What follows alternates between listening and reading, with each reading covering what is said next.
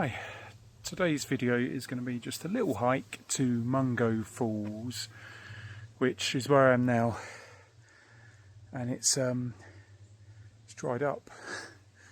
Can't really see it on the camera, but let me reverse it.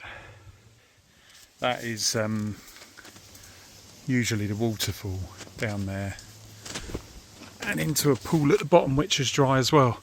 So the rain recently hasn't done much, but yeah, this video I'll just be showing the route here from a car park in Ashdown Forest. Enjoy.